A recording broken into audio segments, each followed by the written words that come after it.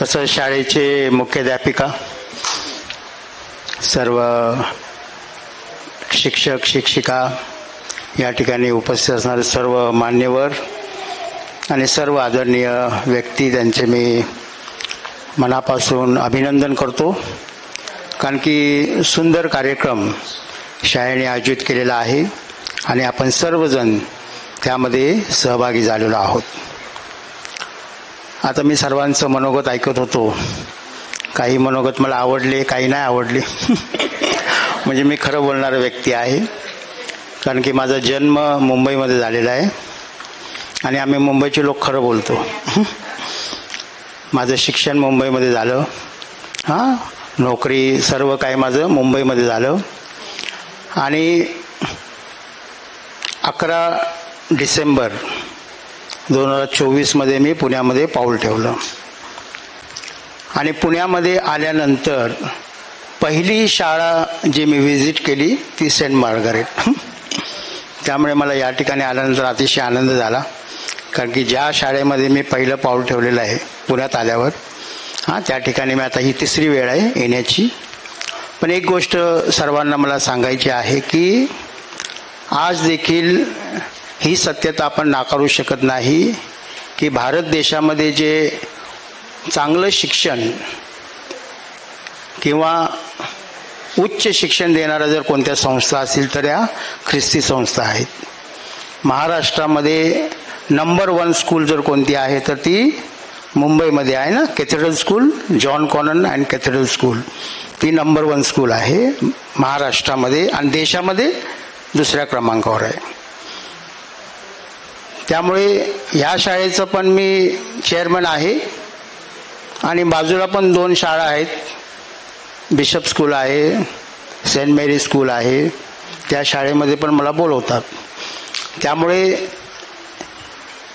शाळा सर्व चांगले आहेत. आता सध्या शाळेचं जर आपण पाहिलं तर जरा प्रेस्टिजियस इश्यू झालेला आहे. प्रतिष्ठा, आपण कोणत्या शाळेत शिकतो त्यावर आपली प्रतिष्ठा अवलंबून आहे. मी ज्या शाळेत शिकलो ती महानगरपालिकेची शाळा होती. 7वी पर्यंत मी महानगरपालिकेच्या शाळेत शिकलो. मग चांगल्या शाळेमध्ये मला ॲडमिशन मिळालं. त्या शाळेमध्ये मी ई डिव्हिजनमध्ये होतो, तुकडी ई. पण माझा नेहमी पहिला क्रमांक यायचा वर्गात. मग टीचर्स लोकांनाच जरा हे झालं, पस्तावा, की ह्याला आपण ई डिव्हिजनमध्ये का ठेवलेलं आहे. मग मला ए डिव्हिजनमध्ये टाकलं आणि मग त्यावेळेस सेमी इंग्लिश जे आहे ना ते सुरू झालं. आमची पहिली बॅच आहे जे सेमी इंग्लिश सुरू झालं. सांगण्याचा उद्देश हा आहे, प्रियजन हो, आणि सर्व लहान लेकरांना सांगायचं आहे की शाळेची जी ओळख आहे ती विद्यार्थ्यांवर आहे. जर एखादा विद्यार्थी पहिला आला त्यावेळेस त्या शाळेचं नाव आपण विचारतो. टीचर्स तर आहेत, टीचर्सचं जे काम आहे त्यांना पगार मिळतो, ते शिकवतात. पगार जर नाही मिळाला तर उद्यापासून येणार नाहीत ते.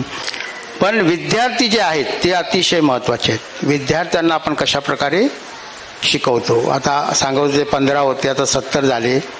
त्याचं कारण असं असू शकतं की आता शाळा भरपूर झालेल्या आहेत आहे ना. ज्या ठिकाणी माझी मुलगी शिकली, माझी पत्नी पण शिकली, सेंट कोलंबा स्कूल मुंबईमधलं जे पहिलं मुलींची शाळा आहे 1832ची आणि सर्वात मोठी शाळा आहे ती. मुंबईमधली सर्वात मोठी मुलींची शाळा आहे ती सेंट कोलंबा स्कूल आणि तिचं शिक्षण पण अतिशय चांगलं आहे. त्या ठिकाणी जवळजवळ 100च्या वर शाळा आहेत. एक 5 किलोमीटर पण आपण म्हणू शकतो, 5 किलोमीटर पण नसेल, 3 किलोमीटरच्या अंतरामध्ये. म्हणजे विचार करा, विद्यार्थी तर तेवढेच आहेत, मग ते डिवाइड होतात. पूर्वी कसं होतं, पूर्वी एखादी शाळा असायची, त्यामुळे सर्व विद्यार्थी त्या ठिकाणी जायचं. तर ते मुख्य कारण असू शकतं की शाळा भरपूर झाल्यामुळे विद्यार्थी म्हणजे डिवाइड होऊ शकतात. सांगण्याचा मुद्दा हा आहे, प्रियजन, आज आपण सर्वजण या ठिकाणी एका विशिष्ट उद्देशाने एकत्र आलेलो आहोत. महात्मा ज्योतिबा फुले यांची आज जयंती आहे आणि त्याचं औचित्य साधून जे माजी विद्यार्थी आहेत, शिक्षक वर्ग आहे, त्यांनी हा कार्यक्रम आयोजित केलेला आहे. चांगली गोष्ट आहे. पण एक गोष्ट तुम्हाला सांगायची आहे जे तिन्ही व्यक्ती आपण पाहिले, हे जे 3 व्यक्ती आहेत या ठिकाणी, या 3 व्यक्तींमध्ये साम्य काय आहे? महात्मा ज्योतिबा फुले, महामानव डॉक्टर बाबासाहेब आंबेडकर आणि प्रभू येशू ख्रिस्त, या 3 व्यक्तीमध्ये साम्य हे आहे की हे तिघही स्वतःसाठी जगले नाहीत, इतरांसाठी जगलेले आहेत. आज त्यांचं नाव जे मोठं झालेलं आहे यासाठी झालेलं आहे की त्यांनी स्वतःसाठी जीवन जगले नाहीत, तर ते इतरांसाठी जीवन जगलेले आहेत. आज आपण पाहतो की प्रत्येक माणूस जो आहे, प्रत्येक नेता जो आहे, तो स्वतःचं नाव मोठं करण्यासाठी प्रयत्न करत आहे. एखाद्याची मूर्ती बांधली 82 फुटाची म्हणून तो व्यक्ती मोठा होतो का? नाही. असं कार्य करावं लागतं. आणि हे कार्य जे आहे, ह्या तिघांनी जे कार्य केलेलं आहे ते कसं आहे? कायमस्वरूपी कार्य केलेलं आहे. कसं केलेलं आहे? कायमस्वरूपी. म्हणजे समाजामध्ये या तिघांमुळे किती मोठी क्रांती आलेली आहे. पुणे शहर जे आहे ते विद्येचं माहेरघर म्हणून ओळखलं जातं. विद्येचं माहेरघर जे ओळखलं जातं ते कोणामुळे ओळखलं जातं? सावित्रीबाई फुले, ज्यांनी जो लढा दिला आणि विशेषतः मुलींसाठी शिक्षण व्यवस्था. पूर्वी भारत देशामध्ये असं होतं की मुलींना शिक्षण नव्हतं, पण आज आपण पाहतो की शिक्षण व्यवस्था मध्ये आता सर्वात मोठा सिंहाचा वाटा महिलांचाच आहे. जर महिला शिक्षिकांना काढलं तर शाळा बंद होतील, म्हणजे अशी परिस्थिती आलेली आहे. पण याचं श्रेय कोणाला आहे? महात्मा फुले आहेत आणि क्रांतीज्योती सावित्रीबाई फुले. ज्यावेळेस आपण त्यांचं नाव घेतो, या तिन्ही व्यक्तींचं ज्यावेळेस आपण नाव घेतो, आपलं मन आणि हृदय जे आहे ते अभिमानाने भरून येतं. कारण त्यांचं कार्य एवढं मोठं आहे की त्यांचं नाव घेताना आपोआप त्यांच्याबद्दल आपल्या मनामध्ये आदर निर्माण होतो. त्यामुळे आपल्या मुलांना अशा प्रकारे आपण शिक्षण दिलं पाहिजे की त्या शिक्षणामध्ये ते चांगल्या प्रकारे तयार झाले पाहिजेत आणि समाजाला जे आपण बांधलेलो आहोत तर समाजामध्ये आपलं योगदान वाढलं पाहिजे.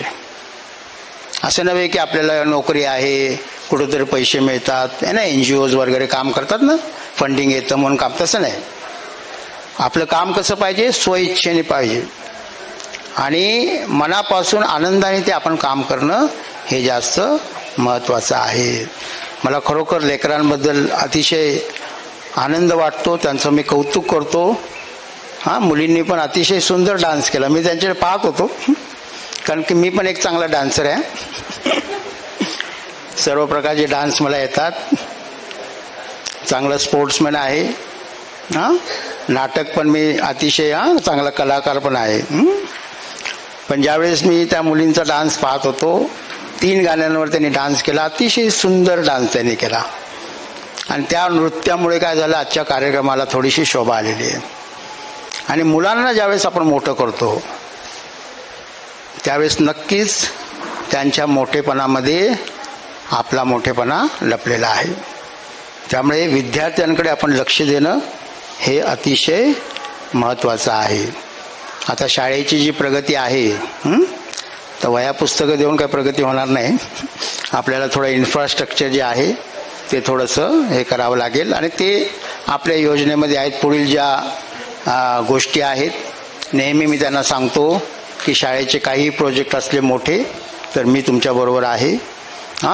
आपल्या महाराष्ट्रामध्ये इव्हन पुणे शहरामध्ये असे अनेक लोक आहेत की ज्यांना द्यायला आवडतं, समाजाला काहीतरी द्यायला आवडतं आणि असे लोक आपल्या संपर्कामध्ये आहेत आणि नक्कीच ते लोक आपल्या म्हणजे ते सर्वजण मंडळी आपल्या इथे येतील आणि जी काही आपली गरज आहे छोटी मोठी ती सर्व गरज ते पूर्ण करते. तर पुन्हा एक वार आपणा सर्वांचं मी अभिनंदन करतो.